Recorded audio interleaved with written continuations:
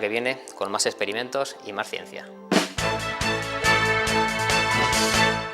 Hola, contamos hoy con la compañía del profesor, periodista y escritor don José Julio Perlado. Le hemos pedido que se acerque a este estudio, entre otras cosas, para hacer memoria de un lejano mes de mayo como este, pero en 1968, hace nada menos que 45 años de aquello. Señor Perlado, bienvenido, muchas gracias por aceptar nuestra invitación. Muchas gracias. ¿Y qué hacía usted en mayo del 1968 en París? Bueno, yo venía de Roma, de haber sido corresponsal del diario Madrid y del diario de Barcelona en Roma durante 3 años, y ahí había conocido mucha gente, naturalmente, que hemos hablado antes, pero ABC me mandó de corresponsal allí. Yo llegué a París en abril del 68 y unos 15 días después estalló la Revolución de Mayo, con lo cual yo estuve 3 años viviendo en París, con lo cual tuve que vivir la Revolución de Mayo en directo, absolutamente en directo, conocer a Daniel Cohn-Bendit, vivir todo aquello hasta el final, que duró un mes entero, vivir todos los acontecimientos que hace un corresponsal.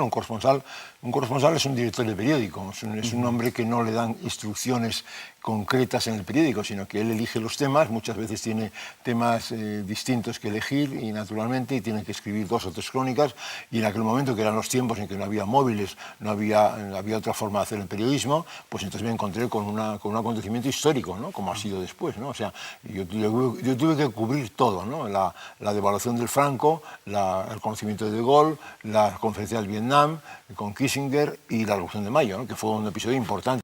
Vamos, que no se aburrió, ¿no? En aquel mes, ¿no? Tenía mucho trabajo. ¿Y cuáles son los recuerdos que se le vienen a la cabeza así a bote pronto? Porque luego escribió este libro, sí. París, mayo 1968, crónica de un corresponsal, que supongo que ya es una revisitación, iba a decir con un anglicismo que no es del caso, ¿no? Pero quiero decir que vuelve a recordar todo eso y lo organiza en un libro que en el fondo sirve también, digamos, en la facultad, ¿no? Porque usted fue profesor, como ejemplo de lo que un corresponsal tiene que hacer, ¿no? Bueno, lo que yo viví allí fue... hay una distinción que se ha hecho, sobre todo por los historiadores, entre lo que puede ser revolución y lo que puede ser revuelta, ¿no? La revolución, ya no son palabras mías, sino la revolución es algo que se establece con un fin final, aunque sea una redundancia, y la revuelta es una cosa que empieza y que no sabe cómo va a acabar, ¿no? Yo creo que el mayo 68 fue una revuelta más que una revolución, y entonces yo lo viví en directo, o sea, casos concretos. Por ejemplo, pues yo conocí allí con el Cohn-Bendit, pero conocí a un Mitterrand que era entonces muy joven, que no tenía ni idea de que iba a ser presidente de la República. Conocí a André Malraux, que era ministro de Cultura del general de Gaulle. Estuve en las conferencias del general de Gaulle, lógicamente, porque era en el Elíseo. Y luego viví directamente a través de los puentes, de una orilla a otra orilla, seguía a los estudiantes hasta la Sorbona, vi cómo incendiaban la Sorbona y estuve allí refugiado en un bar, en una cafetería, con un teléfono que había en una esquina para conectar con ABC, y allí viví todos los acontecimientos pues una noche entera, ¿no? Y después otra de las cosas que me acuerdo muy bien, que fue muy interesante, fue la toma del Teatro Odeón. La toma del Teatro Odeón fue muy importante porque se abrió el Teatro Odeón, que es un teatro memorable en París, y entonces se abrió el Teatro Odeón, y entonces todas las puertas, y se ocuparon los palcos por albañiles, por padres de familia que dialogaban entre ellos, y que era una función de teatro permanente toda la noche, ¿no? Y era la toma del poder, vamos a llamar así.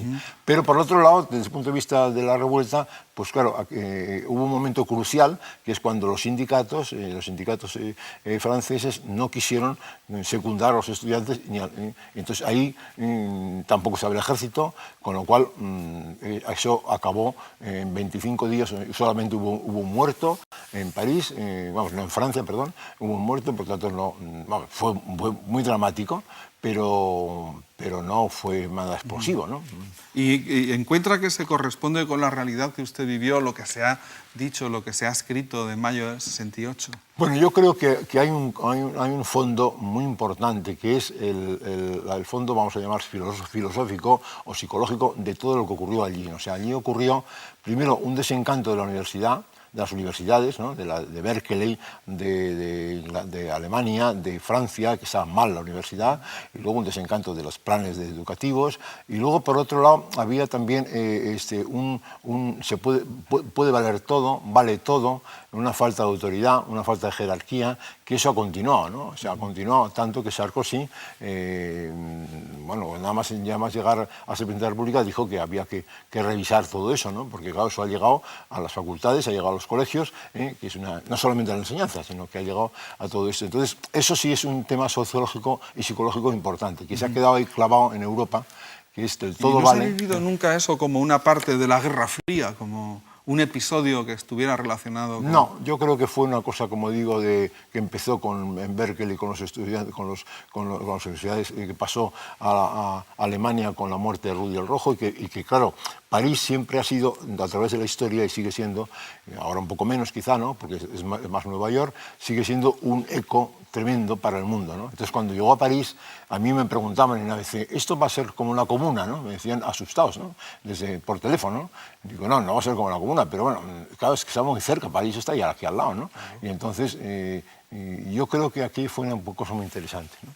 De hecho, yo recuerdo a principios de los 70, en la Facultad de Ciencias de la Información, de la que usted ha sido durante 30 años profesor, que algo del eco de Mayo francés todavía se vivía a primeros de los 70.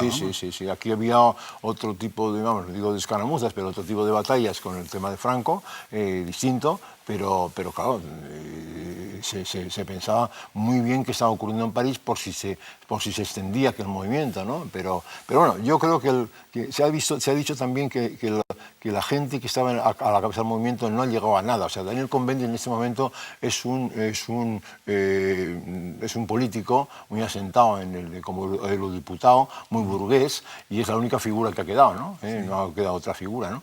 Y tampoco ha quedado una figura revoltosa, no.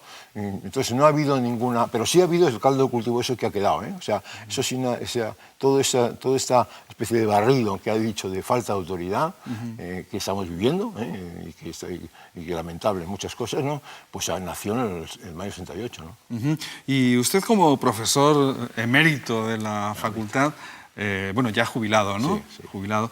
Pues, ¿cómo ve el futuro de la profesión? Quiero decir, ahora con Internet, con las nuevas tecnologías, parece que todo cambia, ¿no? Yo creo que Internet es una cosa capital en el momento de la profesión, o sea, que creo que en ciertos sentidos no se puede pensar, un periodista actual no puede pensar siempre en que va a tener un puesto de trabajo ante un ordenador con un redactor jefe, etc. No, tiene que tener una imaginación distinta. Internet, yo que hemos De hecho, usted la tiene porque tiene un blog con 1.600.000 visitantes, ¿no? Sí, tengo un blog que se llama Mi Siglo. Se llama Mi Siglo, ¿no? Mi Siglo, sí. Entonces, claro, yo comunico desde casa con 1.600.000 personas. Vamos, no todo tengo 2.000 al día, ¿no? Pero bueno, tengo 1.600.000 personas en estos últimos años y es solamente un blog cultural, ¿no? Pero vamos, que yo creo que un periodista tiene que atravesar, pasar hacia Internet, y ahí inventarse cosas nuevas, ¿no? Que no tiene por qué ser un blog, ¿no? Sino él solo o con más gente, ¿no? O sea, crearse un nuevo periódico que traspase las fronteras, que no necesite a veces directores, que no necesite a veces un redactor jefe y que tenga invención, ¿no? Yo creo que el mismo, o sea, aquí ¿Cómo se gana dinero con eso? Porque el problema es... ¿no? Sí. ¿Ah, sí? Bueno, no, pero vamos, me refiero a que hay que tener también invención, o sea, imaginación, ¿no? O sea, no se puede uno decir, bueno, o sea, yo creo que el periodista tiene que tener curiosidad general, muy concreta, ¿no? Permanente. El periodista, aunque tenga 80 años, tiene que tener curiosidad permanente, atención, observación, saber escribir bien y luego a veces también imaginación, ¿no? Todo eso todo eso que parece muy... pero es que es así, ¿eh? Entonces todo eso tiene que mantenerlo. Entonces eso de decir, sentarse, decir, a ver qué me manda el redactor jefe, eso se está acabando, ¿no? Aparte de que se han unido aquí dos cosas, ¿no? La crisis general económica con la crisis del modelo periodístico, ¿no? Entonces las dos crisis inciden y creo que ahí pues, los nuevos periodistas tienen que espabilar con mucha esperanza, con mucha esperanza, porque claro, la imaginación es muy libre, ¿no? O sea, No es claro, o sea que no. Ha sido verdaderamente un placer tenerle, profesor, estos minutos. Esperamos volver a tenerle para hablar de las entrevistas culturales, que usted ha hecho muchas, muy buenas, que se ponen como ejemplo en las facultades de periodismo de toda España. Muchísimas gracias por acercarse aquí y hasta